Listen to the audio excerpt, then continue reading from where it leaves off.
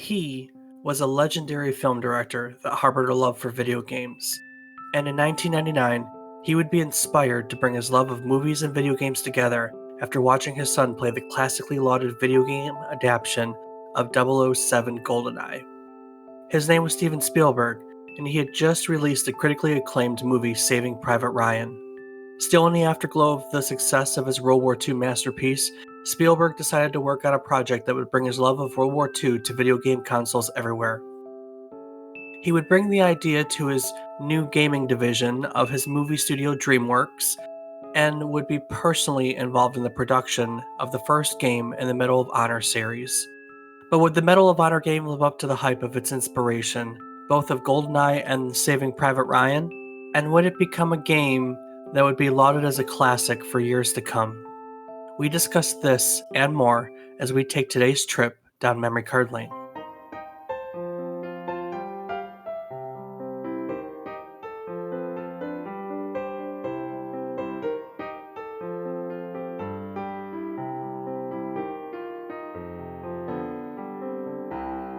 Good morning, good afternoon, and good evening. I hope these words find you well. Welcome to a trip down memory card lane, our video game nostalgia podcast where each week we pick a classic game that came out during this week in gaming history, and we talk about whatever the hell we want around it. Really, that's the premise. Really simple. As usual, I'm joined by my co-host remotely from 1,000 miles north from here. He'll tell you, thank God, considering the weather we're having down here. My brother, Rob Casson. Rob, how you doing today? Much better than you are with the hurricane a week, it seems to be. I mean, I was reading a post today that said someone needs to cancel their subscription to Hurricanes Monthly. And I think you should cancel yours. I know. Someone on the Nextdoor app posted that a few days ago. The title just was, "How can I cancel my subscription to the Hurricane of the Month Club?" Exactly. It has been a crazy season. Where I live, we've been in the cone of uncertainties. This is time number 7. I don't think that we are going to miss it this time. We're about 24 hours out, and it looks like we're going to take this one right on the chin. We batten down the hatches. It's just a Cat 1. Minor hurricanes are, we don't blink at them terribly much. Yeah. Stronger winds from Venus. Yeah, exactly. Bunker down and wait it out. It's not the storms that scare us. It's being out of power for days at a time in 80-degree humid weather. That's the part we all dread. Fun fact, once the storm comes ashore tomorrow, it'll break the record for most named storms to hit the state of Louisiana in one calendar year. It's a record-breaking year, ladies and gentlemen. Wow. Is what it is. We'll move past it and move on. Where I am, not as much of a risk. Very fortunate to be high and dry ground. And there are a lot of people that probably will not be so lucky. And, we will come together as a community and help them like we always do. Keep your fingers crossed for New Orleans and the lower parishes. That's where we have some concern. So, Rob, today we're talking about Medal of Honor. We are talking about Medal of Honor, aren't we? That we are, Dave. That we are. With everything going on, I lose track of the days. Medal of Honor came out on October 31st, spooky Halloween, 1999. First-person shooter for the PlayStation 1. I remember when this game came out. It was pretty exciting. Pretty damn exciting. You ever had a chance to play the first Medal of Honor? Yeah, I have actually played a couple of the original ones. I know that when I was growing up, I believe that I got started on Medal of Honor 2 or 3, though I don't know that those are what they're actually called. But I did take the time to dig out the old PlayStation and play the original after playing through the second and third. Nice.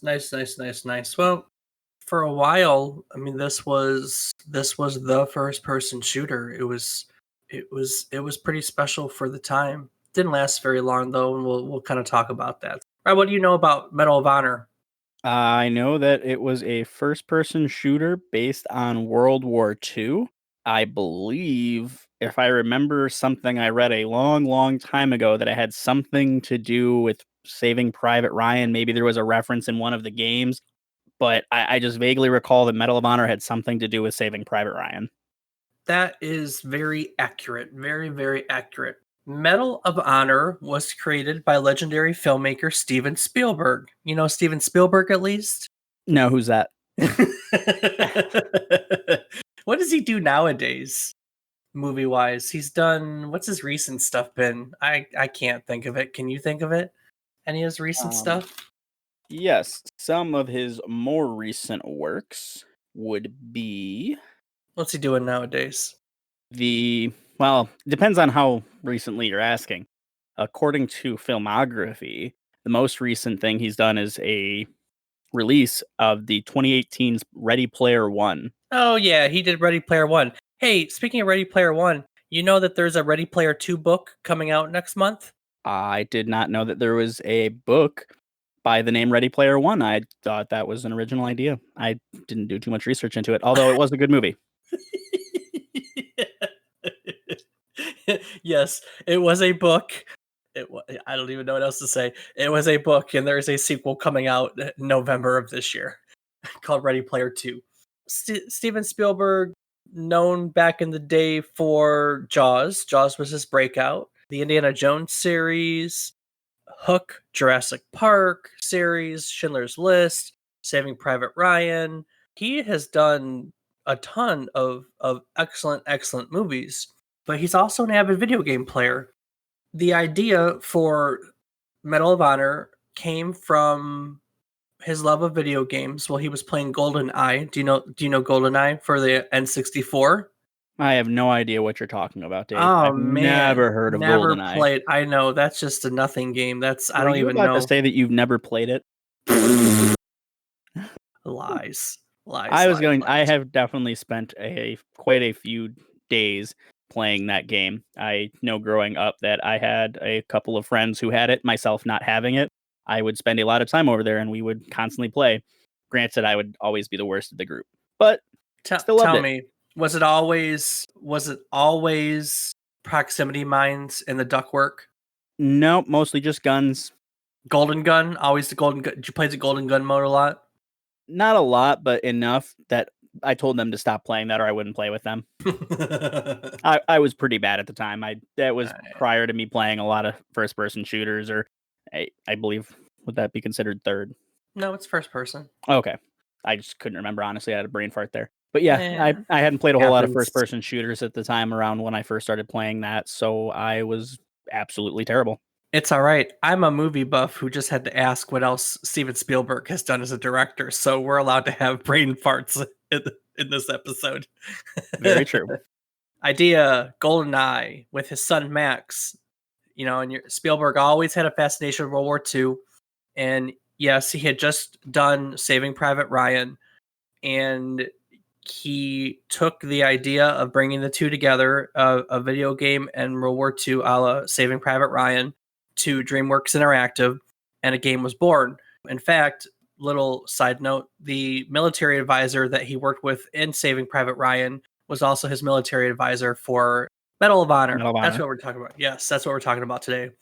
DreamWorks was the film studio that Steven Spielberg founded in 1994, which produced Saving Private Ryan. A year later in 1995, DreamWorks and Microsoft announced a joint venture to produce video games, and this was called DreamWorks Interactive. DreamWorks Interactive was responsible for games such as Jurassic Park: The Lost World, a little game called Steven Spielberg Director's Chair, a Small Soldiers video game, and a game called Trespasser, which in some ways was an innovative concept in which you had to it was a physics-based game where you were a dinosaur and you had to control all the limbs separately, and it was such awfully implemented that it frequently finds itself on a list of worst games of all time. Some people will tell you it's innovative. Most people will tell you it's god-awful. It was god-awful, by the way. Was that like an early version of that Toast game? No, it kind of was an early version of all those. What's the other one? The surgeon game that you control your hands as a surgeon. What's that called? Do you know what I'm talking Simulator? About? It's probably Surgeon Simulator. And then the Toast game. And now we have ones like Kill It. Have you seen Kill It with Fire yet? That one I have not. Kill It with Fire is a game where there's spiders all over the place, and you literally it's the same concept. You use whatever to try to kill spiders. Up until Medal of Honor, the most successful game that studio, DreamWorks Interactive, did was a PC version of Goosebumps. They did more than one. I can't remember which Goosebumps it was, but it only sold 130,000 copies. And so DreamWorks, the parent company, the movie studio that was funding this, was really doubting its involvement in video games. Medal of Honor itself was a giant success, but it wasn't never enough to save the studio. DreamWorks Interactive would be sold by EA, which published the Medal of Honor game, and then EA renamed the studio to EA Los Angeles, which would then become the studio that would continue working on the Medal of Honor franchise for EA. I think EA Los Angeles would become Danger Close, which was the studio that did the reboot of Medal of Honor, and I think it was like 2010 they rebooted the series, or it might have been 2013, somewhere in that time. And I think Danger Close is the studio that is still working on the Medal of Honor series, if there is one to this day. I think that's everything. That was really testing my development studio knowledge. I had to pull that from the depths. Yikes. That's a lot. I know. Do you remember the plot of Medal of Honor at all? I had to look it up. I vaguely remember bits and pieces of this game, but I honestly had to look it up. I don't remember a whole lot of it, although I do remember that it did take place during the end of World War II, and that you were a member of the Office of Strategic Services, or the OSS. I don't remember a whole lot more beyond that, like what you had to do in the game, but I know that you were trying to stop Nazi Germany. That is correct. And that's a theme that carried on through the entire Medal of Honor series. Being a member of the OSS has kind of been a thing for a lot of them, truth be told. Things that you did in the first Medal of Honor would include rescuing an American pilot, going undercover to destroy a U-boat, and just sabotaging anything Nazi related, like you said. Like, I think you sabotage a V2 rocket. I think you demolish a mustard gas factory. Yeah, I can't remember anything else. Those are the ones that are coming to mind. I want to talk for a moment because I love when games are based in reality. We talk about that a lot. I want to go back to a moment and talk about the Office of Strategic Services. Have you ever heard of the OSS outside of this context? I have, actually. It's an obscure piece of information that I for some reason seem to have. Okay. What do you know about the OSS? I know that it was formed to coordinate espionage activities, or it was created to spy behind enemy lines for all branches of the armed forces. That's very true. That's very, very true. Prior to there being an OSS, every branch of the armed services would conduct their own espionage operations. The Army and the Navy, for instance, had two separate codes and code breaking divisions, and it's pretty hard for you to coordinate all these different armed branches if they're all speaking a different language, basically, is the way to look at it. The OSS was formed to bring them all together. They were involved in propaganda, they were involved in subversion, they were involved in creating plans for what would happen with everything after the war was over. It was one big, happy family of spies. So I had to look up why the OSS was familiar to me and why it rang a bell. Okay. And it turns out that it was from Spy Kids, the organization of super spies. So I've never seen Spy Kids, but that's pretty cool. Yes, it was. I had to look it up. It was obviously a reference to the Office of Strategic Services. However, I was introduced to the acronym through that movie series, Nice. and it just stuck with me all this time. So, Nice, fun fact: nice. Spy Kids, yeah, Spy Kids, yeah. Go Spy Kids. Doesn't that have Machete Guy in it? That somewhere in that series? I'm sorry, what did you just call him? The guy from the Machete.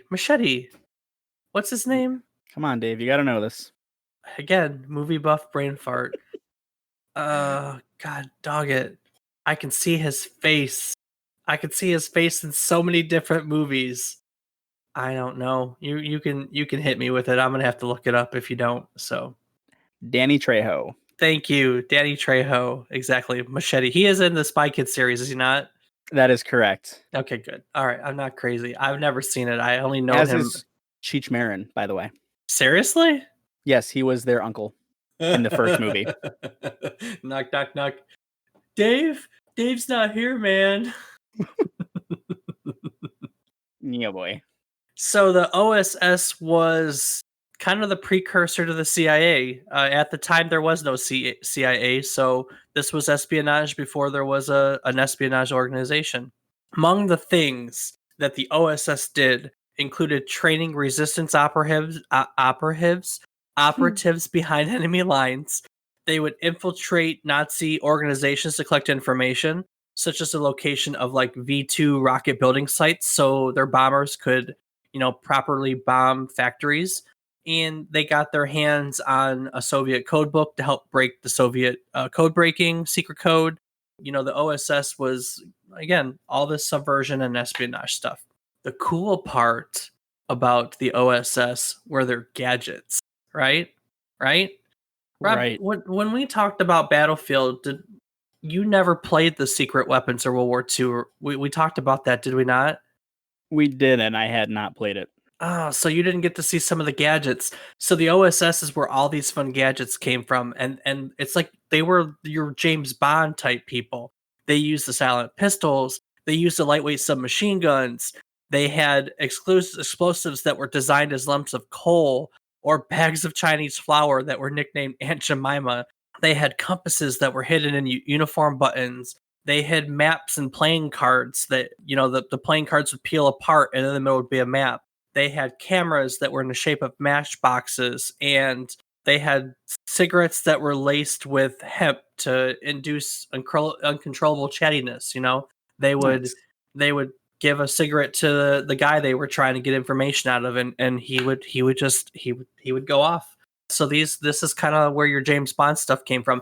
Fun fact: the guy who helped form the OSS was actually British. I can't remember his name for the life of me right now, but he was a British gentleman who was like given an honorary title and helped form the OSS, like helped train up everyone. And he was a member of MI6, which is the British espionage organization. The James Bond organization was actually involved in the formation of the OSS. After World War II, however, the OSS was dissolved. It would become, there was one more before the CIA. It would become something after World War II in 46 for a year. And then in 47, there was a national act declared, National Defense Act or something like that declared, that again, I can't remember. And that part of that National Defense Act would form the CIA in 1947. Little bit of history for you there. Little bit of history. Fun stuff. Fun stuff. I hope y'all liked your history lesson. You know what I mean? Woo, history.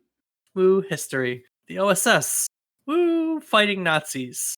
We're still doing that to this day, sad to say. That we are. Oh, man. Where's the OSS when we need it? It's some 70 years later, and we're still fighting Nazis. Oh my god. What has the world come to? What has the world come to? Chaos, Dave. The world has come to chaos. Agreed. And chaos will consume us all. So the thing with a game like Medal of Honor is it's a snapshot in time, right? Because it's an OG first-person shooter. It's really fun to go back, and we talk about this time and time again, but it's really fun to go back and look at reviews for the game when the game came out, because that gives you a more accurate picture of how people felt about the game. Nowadays, it's really hard to compare a game that came out in 1999 to a game that came out in 2020. Wow, that is 21 years, isn't it? That it is, Dave. This game is old enough to drink now in Michigan or Holy in America. shit. 21 years. So 21 years later, it's really hard to compare a game like this because some of the things that made it special at the time don't hold up very well modern, in terms of modern stuff. Like at the time, the graphics were amazing. And nowadays it looks, it doesn't. It doesn't. One of the fun things is look up nostalgic reviews. Rob, did you pull up some nostalgic reviews up? That I did, Dave. And the first one was a guide from Game FAQs from user DragonX. DragonX says, "What can I say? This game rules. The graphics are superb and some of the best light sourcing I've ever seen in a first person shooter. The enemies look authentic down to the Nazi uniforms and the flags in the game. The control is top notch, as was the aiming, with the exception of the analog controller. The level started off easy and progressively got harder as the missions got higher. The AI is one of the neatest and smartest I've ever seen. The way the enemies react to how you shoot, how you throw a grenade, insane. Some protect their buddies by jumping on a grenade, and also how they avoid gunfire when you shoot at them. The artwork in this game receives my round of applause and pat on the back for being so accurate in detail. The entire game was a total blast to play or pay. You know, yes. I mean, I remember when this game came out, everything. It was one of those like mind-blowing games that you were excited for because we didn't have AI. We didn't have games where nowadays you throw a grenade and just about every AI in the face of the earth is going to throw it back to you. We can even throw it back. You can freaking play potato with grenades nowadays. But back then, it wasn't the case. There weren't games that you could do that. And so I mean, the first time I ever got a grenade threw back at me, I'm not gonna lie, I got blown up. I didn't know what was happening. I mean, truthfully, it was something else. It was absolutely something else. It's really funny though to hear them say the graphics are superb and some of the best light sourcing when now we have like ray tracing. You know what I mean? And like the light sourcing and ray tracing is next level. You know. Whereas in this game, they're probably excited that there was a light hanging above above a path, and it could light up the ground underneath it. That was probably what was exciting about this game. And shadows. And shadows, yes, and shadows. These are things that we take for granted nowadays. We didn't have them back in 1999. God, I can't believe 1999. It makes me want to keep being like, oh, we're going to party like it's 1999. And then I feel really old and sad. So I'm not going to do that anymore. Rob, you got more reviews for me? That I do, Dave. On a lighter note, another review from Game FAQs by user 49er says the graphics and camera are perfect. The best thing is the animations for when the Nazis die. Shoot them in the leg, they hop around. Shoot them in the arm, they grasp it tightly. Shoot them in the groin, well, you know. Yes, I know. They would grab their junk and fall to the ground, as we all would if we were shot in the groin. That we would. If you hit them in the head, they'll flop down dead. Sometimes, when you think they're finally dead, while they are fighting death, they fire a few more rounds at you before you put them away for good. This game is not about buckets of blood and gore with weird, scary monsters. This is real life war. And it's scary and fun. Don't miss out on this game. You will be sorry. Trust me. I'm telling you, that was the thing.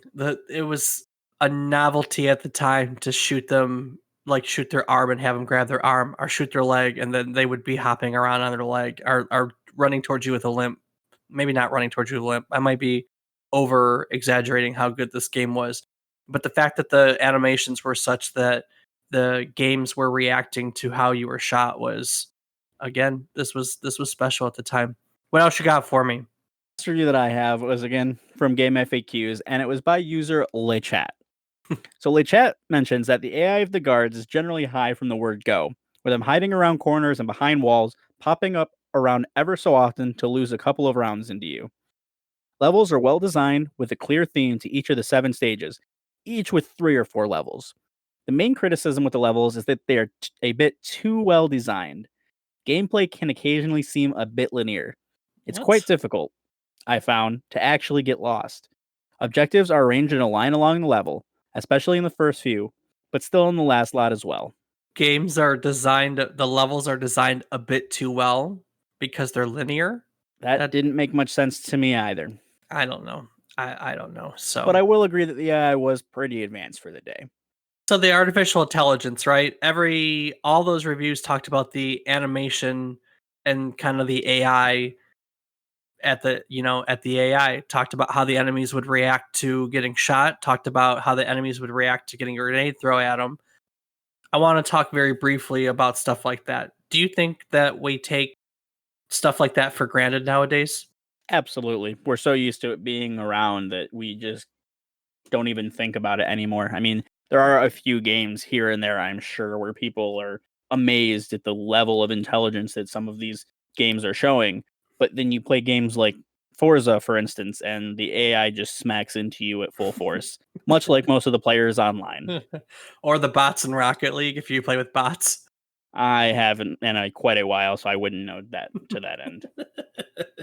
Hey, the Rocket League servers were down last week. I had to get my fix in, okay? Gosh. Whatever you say, Dave. Whatever you say, Dave. Hey, but I did unlock the achievement for playing against every team in the course of a season. That was a new one for me. Congratulations. I also got one yesterday where I demolished 3 opposing bots in Waste. Why was I playing against bots in Wasteland yesterday? Oh, I was playing Spike Rush. That's why. And people kept dropping out of the game. So anyway, on to new AI taking things for granted. I think about things like that when I pick games and when we sit here and come up with topics and when we talk. And I'm still amazed every day by where we've come, that somewhere in the past we were just doing boxes bouncing back and forth on a screen, and those boxes became pixels, and those pixels became actual things, and then we moved to 3D, and 3D became people, and now we have photo and virtual reality. Photorealism and virtual reality, I mean, good god, man, we're in a gaming revolution right now. That Speaking we of are. speaking of old and new, did you happen to see that they have a new Atari console coming out? I had not, no. Yeah, there is an Atari VCS console. They're taking pre-orders right now that plays nostalgic. It emulates old Atari games, but it also has a PC mode, which I'm assuming the PC mode is designed to be able to use the streaming services to play modern games, like as a Steam Link or something along those lines, or I don't know, maybe even Xbox Game Pass. I mean, if you're just in a PC mode and you just go to it as in an OS, theoretically you could use that too, I'm assuming. It's kind of cool. It's slick. It's like $400. That's not terrible. Nope. As Nope. Nope. long as the graphics have gotten better since day one Atari. Well, I mean, it still has all the classic games. So Medal of Honor. Medal of Honor was super cool, not just for the AI, but it was very unique for the narrative. Prior to this, we didn't have first person shooters that had a lot of narrative. If you think about the early games that pioneered the first person shooter genre, like Doom or Wolfenstein or Quake, System Shock, none of the early games had narrative. That's not to say they didn't have a story. It just isn't what drove the game. Do you remember those early first-person shooters at all? At all? Any of them, Rob? Did you play any of them, or did you kind of miss that early genre of first-person shooters? I have heard of those games, although I never played them myself. You've played the modern versions of all of them, have you not? I have played Modern Doom, Yep. although I have not played any of the others. No Wolfenstein. You've not played the modern Wolfensteins. I have not. Oh man, they're so good. And then System Shock became BioShock. It's the early precursor of the BioShock series. So Oh, well, then I've definitely played the modern version of System Shock. yeah. System Shock 2 System Shock 2 was definitely more narrative driven and is worth a play if you ever get a chance. And then that became the inspiration for BioShock, and then, we go from there. So Quake is Quake. Quake was like the original esport, like first person shooter esport. Quake will always hold a special place in first person shooter history because it was the OG of esports. It really was. Interesting. First person shooters that had narrative structures really didn't become a thing until this time. We had Half-Life come out a year earlier in 1998. That was definitely, at least in my opinion, the game that defined narrative first person shooters. I still remember when the first Half-Life came out. I hope we get to talk about that someday. It blew my freaking mind loading that up. In 98, we also had Tom Clancy's Rainbow Six. 97, we had GoldenEye. A year earlier, we had GoldenEye. 2001, we had Halo, I think is when that started. BioShock came in 2003. Fear came in 2001. Deus Ex, I think, was 2001, 2002. So really, just after the turn of the century, we started to get all these other narrative first-person shooters, and now that's kind of a staple. You know what I mean? Like that's a thing. I don't think there are many first-person shooters. Well, I was about to say, I don't think there are many first-person shooters that don't have a story, but then we have the Fortnites and PUBGs and Apex Legends of the world now, don't we? That we do. Yeah, yeah. So now we're in Battle Royale. Battle Royale is basically your first-person shooter without a story. We make the story, don't we, guys? Medal of Honor, as we were talking about, was also realistic. The way the enemies reacted to the way they were shot and everything was realistic. It is historically accurate in a lot of ways. Even the cutscenes that kind of introduce the levels, they utilized World War II black and white. If I remember correctly, it's black and white footage to bring it all together. In fact, one of the Game FAQ reviews too by Psycho Penguin called this a lifelike simulation of World War II and one of the best first-person shooters to date. It was also cinematic, right? Because it was helped created by a film director. I mean, if you're going to have Steven Spielberg, why wouldn't you have cinematic qualities? And Half-Life kind of had it, but Medal of Honor was, I think Medal of Honor was different kind of cinema because Half-Life was its own universe, but Saving Private Ryan, it's not Saving Private Ryan. Medal of Honor was whatchamacallit. Rob, when you were looking at all those reviews on Game FAQs, I know I pulled a few, but you had pulled a bunch. Speaking of Saving Private Ryan, did you see that referenced a lot in that list there? I did see it once or twice, and that's probably why I had remembered that there was some correlation between the two, although I didn't read them too much because I didn't put much thought into it. No? No, it's a great movie, and yes, I have seen that, but it just at the time I was more focused on the aspects of the game and not the movie, and I didn't really put two and two together how the two were related. I just knew that there was some correlation between the two, but knowing that the game was inspired and produced with the help of Steven Spielberg, it makes all the sense. Absolutely. Well, if you look up reviews for the game, there were a bunch of others that Saving Private Ryan was referenced. Casket Darkfire titled a review Saving Private Ryan, and he noted that only a video game version of it brags about how the game realistically recreates the sights and sounds of World War II. If you've ever seen Saving Private Ryan, he writes, this game is the closest movie to game shooter that you'll find. On the other hand, Shady wasn't convinced. In his review titled, No, it's not anything like Saving Private Ryan, he goes on to write that he doesn't understand why people ridiculously claim that Medal of Honor is a video game version of Saving Private Ryan, because the two are quite different to him. Their only similarity is that they both take place during World War II. That's it. Otherwise, they're very different from one another. So not everyone was convinced. You know what I mean?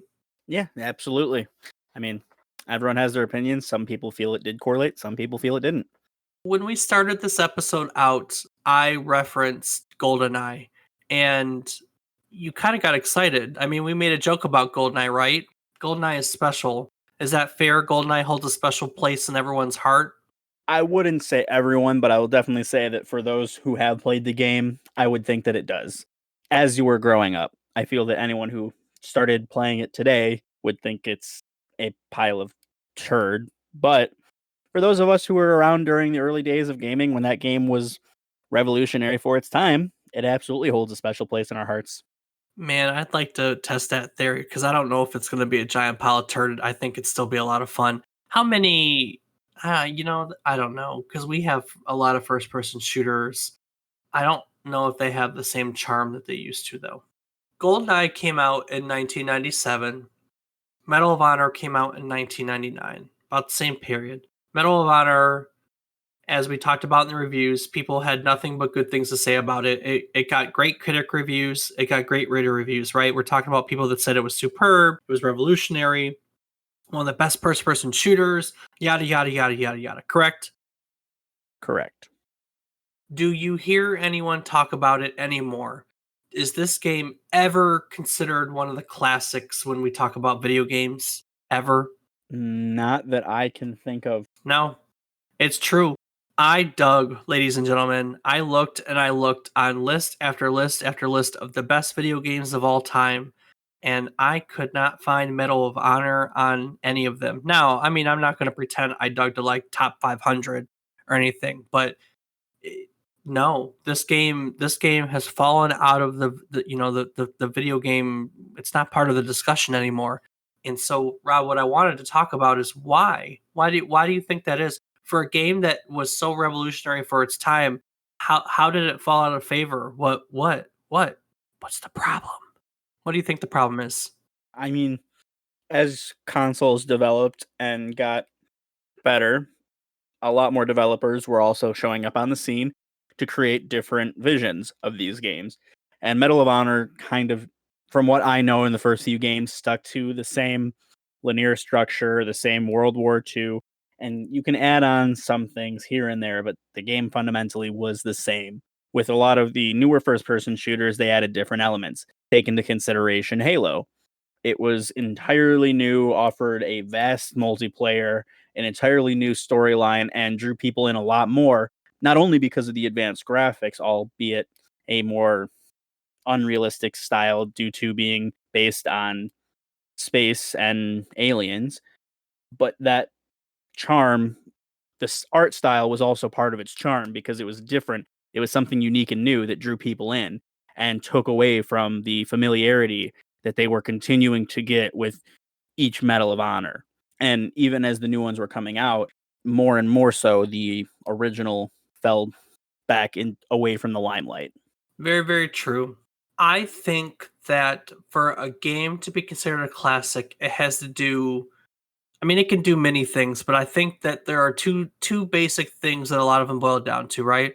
One, if it's a single player story, it's got to be memorable, right? It's got to be a story that touches us in some way. Like we talked about Final Fantasy VII and how that story resonated with people all over the place. Was that our first episode? Man, that seems like so long ago, doesn't it? About 9 weeks.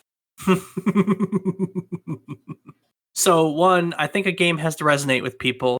And honestly, while the story was cool, it wasn't really a touching story. It was a good war story, right? It may have been like Saving Private Ryan in the fact that it was World War II, but it wasn't like Saving Private Ryan in that it got you attached to the characters, made you feel for them, and made you feel what they were going through. I guess is kind of the point.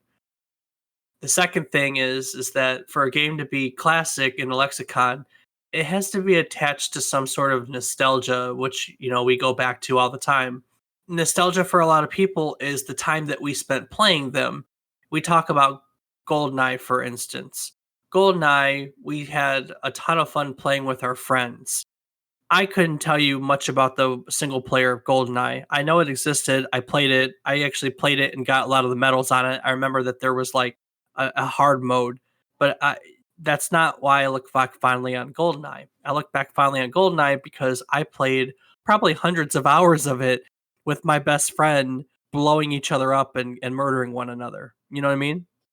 Absolutely. And although I did recently watch a speed run of the campaign, I can't recall myself having played the campaign, only ever doing the multiplayer, doing similar shenanigans. The only thing I remember about the campaign of GoldenEye is like the end of the movie where you're on that giant. Is it a dish? Like a satellite dish of some kind? That's where the movie ends and the game ends. I don't know. It doesn't matter. I think GoldenEye is very much a lot of the reason why this game is not considered one of the classics. GoldenEye came out 2 years earlier, and when this came out, everyone was looking for a GoldenEye on the PlayStation. They were looking for that same experience where they could sit down and have a ton of fun with their friends. And if you go back and you look at all the reviews from that time period, it was severely lacking in that department. For example, here's a review from Funk Punk who said, "Want GoldenEye on the PlayStation? You got it." Sort of. He says that for people that have never played GoldenEye, or for people that have played GoldenEye on 64, this is kind of like it, but with war. I'm looking back at LeChat's review, and that review was titled GoldenEye on the PlayStation? Nearly. He goes on to write, is it as good as GoldenEye? Well, no. While the one-player game is as good, if not better, the two-player game leaves a little bit of desired. GoldenEye has 4-player death matches that make the most hardened players weep, while Medal of Honor moseys around with a mere 2-player match with relatively few maps and slow gameplay. We know the PlayStation is capable of 4-player death matches, such as in the excellent Quake 2, but we don't get it here. Sigma on Game FAQ writes, not quite GoldenEye. He heaps praise on the game itself, but he just notes in the cons, multiplayer sucks. So if you go through these reviews, you'll see time and time again, they'll brag about the AI and they'll brag about the graphics, and they'll brag about this and that, but always in the cons, multiplayer sucks. And I just think that it did a lot of things that were revolutionary at the time, but the story was not one of them, so it doesn't stick out in our mind for that, kind of like Final Fantasy does, which came out in 97, same time period, right? And it doesn't have good multiplayer, so there was no reason for us to sit there and play it for hours. We played the single player campaign, we moved on to multiplayer, and that was it. The game was gone. We were done with it. We were moving on to something else, you know? Right. I mean, Half-Life came out a year before. It just, I don't know. It just didn't. There wasn't anything. And then if we're going to talk about multiplayer, you kind of talked about the Medal of Honor series carrying on, right? Yep, that I did. Well, 3 years later, 4 years later, we had the first Call of Duty. I think that was 2003. And those series kind of coexisted until we had Call of Duty Modern Warfare, which absolutely, again, the multiplayer mode in that revolutionized first-person shooter multiplayer. There wasn't anyone on the face of the earth who didn't want to play Modern Warfare and its subsequent sequels because it was such a novel concept at the time. So Medal of Honor may have helped birth this cinematic first-person shooter genre in a lot of ways, along with Half-Life, but it didn't have the staying power, and it was swallowed up by better games pretty quickly. Is kind of my take on it. Anything you'd like to add? No, I think you did a great job Damn. of explaining. I'm Great job of explanation. talking and talking and talking today. I'm talking and talking. Well, here, I got something for you. Something that we've talked about time and time again. When Spielberg was coming up with the idea for this game, he said he wanted to create a game that was concurrently educational and entertaining. Sound familiar? That it does. So we talked about it with Battlefield. We talked about it with Roller Coaster Tycoon. I'm sure there were other games we've talked about it. So from what you remember, do you think that this game is educational? I have to think really, really hard, digging way back in my memory banks to remember. I will say that we did touch on the OSS, and it's definitely not something that you hear about very often. That Right. is one aspect that it absolutely is educational. It gives you insight into a real historical organization within America that, quite frankly, most people probably don't even know exists, or rather existed. I do remember storming the beaches of Normandy in the game, and most who know history of World War II remember D-Day and storming the beaches of Normandy.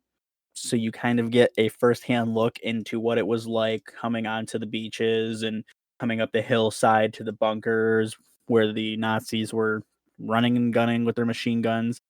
But beyond that, I can't think of too much. But again, my knowledge of the game is limited to quite a long time ago. I'm sure someone who has played more recently or even played more of the series of itself would be able to attest to it much more than I can. Yeah, I I don't know if I knew what the OSS was at the time.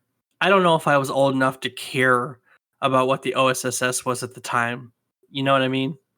Right, absolutely. I think looking back on it, that certainly there were things to be learned from this, but I don't think that I took things away from it. I do think it's fun to talk about, though. Again, we do it every week, but it really fascinates me to look at these.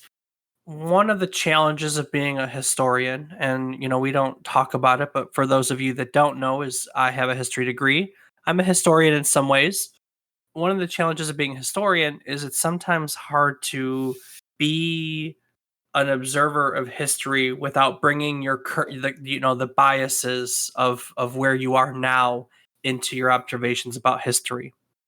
we look at this game from now and we go, ugh, that AI, we do that. Oh, those graphics, we do that, you know? But it's really fun to go back and look at all the reviews from 1999, 2000 for people that don't have that context and get to hear them say, oh man, this game was superb. Oh man, the lighting was shadows. I mean, come on, shadows. Every game engine on the face of the earth has shadows nowadays.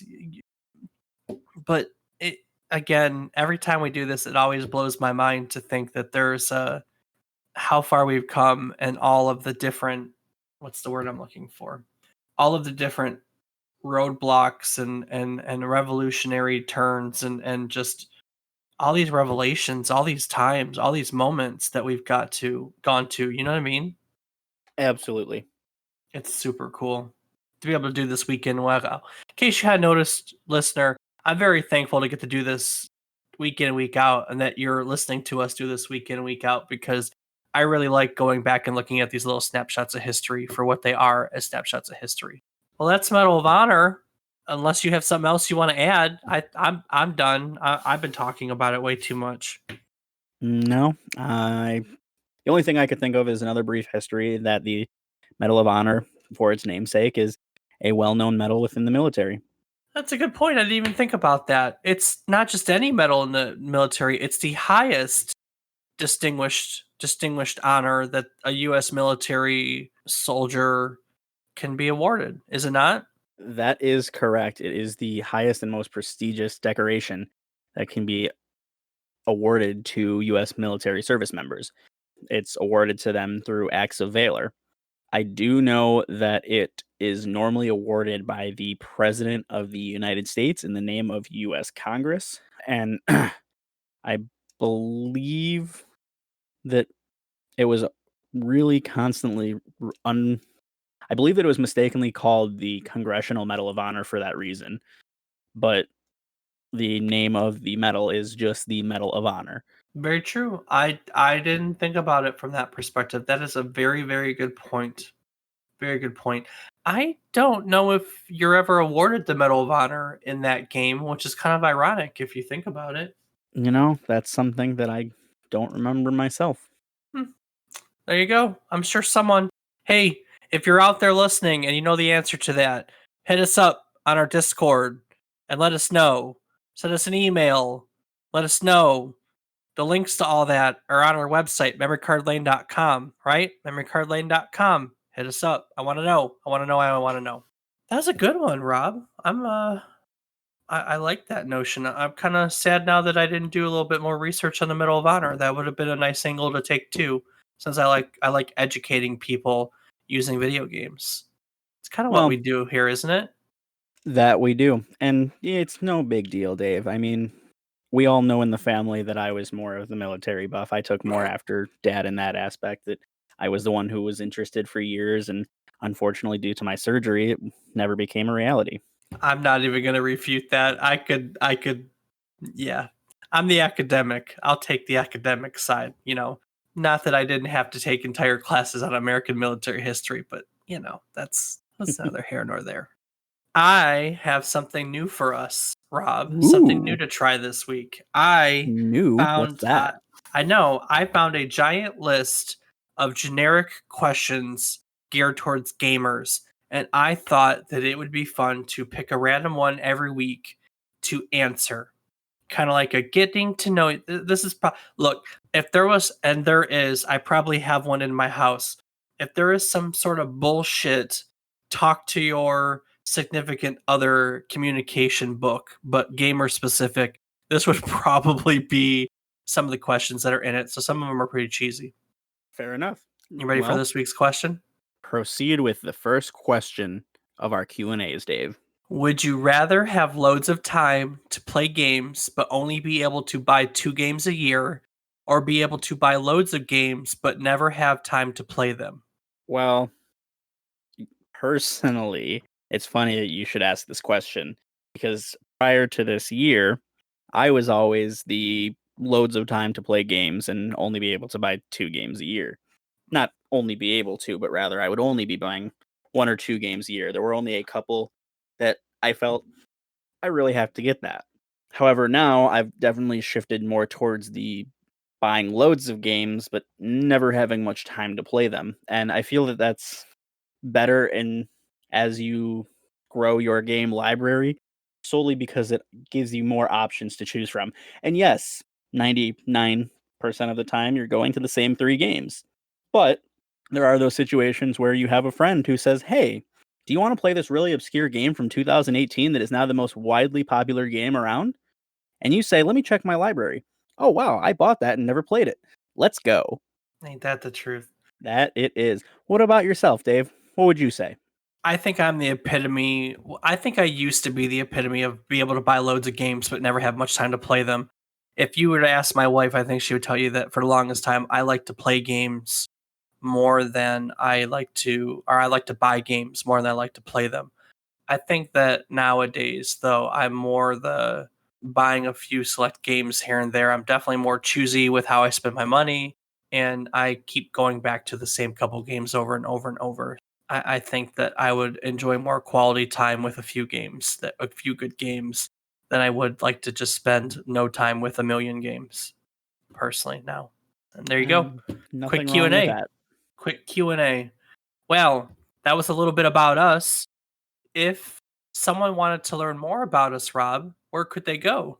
Well, to learn more about us, Dave, the best place to go is memorycardlane.com. There, you can find links to our Discords, our Patreon, some notes about our show with links to some of the reviews that we do, and maybe some of the additional research, and links to our social media. Dave, what's your social medias? You can find me on Twitter at David underscore is underscore wrong. I mostly post Rocket League stuff. I'd love to engage in some conversations with you guys about the stuff we talk about on here.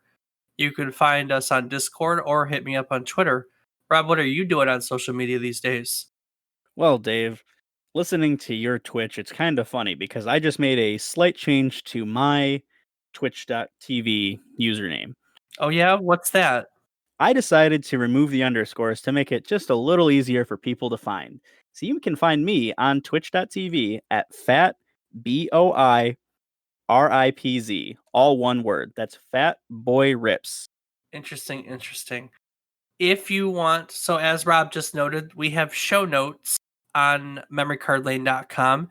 If you want to make sure that I'm not full of shit and make sure that all these reviews are legit, I promise you they're legit. I reference all my notes. I'm a good little history historian. Always gotta reference your notes.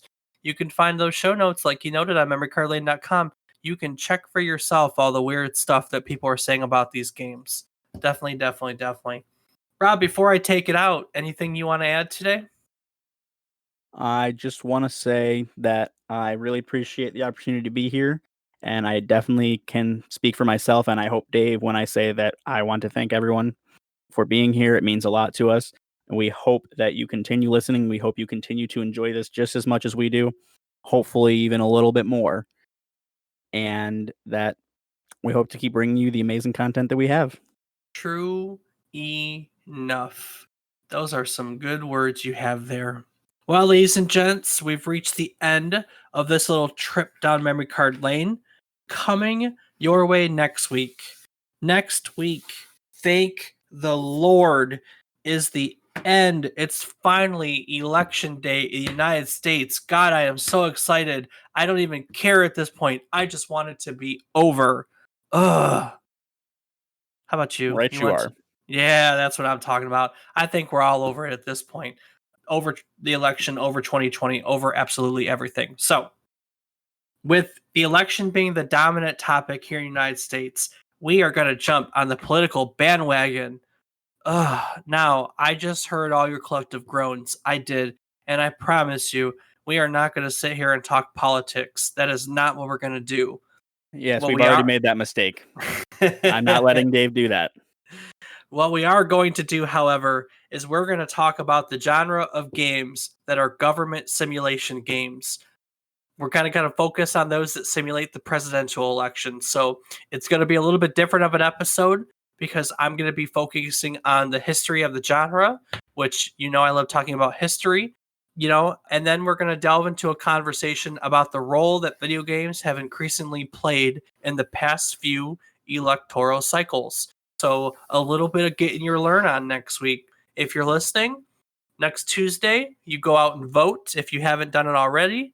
I don't really care who you vote for, but everyone deserves a chance for your voice to be heard. So go and do it. And then after you do that, and we're all past that election, join us on Thursday to learn all about government simulation games as we take what I think will be an interesting trip down memory card lane. We'll see y'all next week. Ba-da-da-ba-da-ba-da-wow.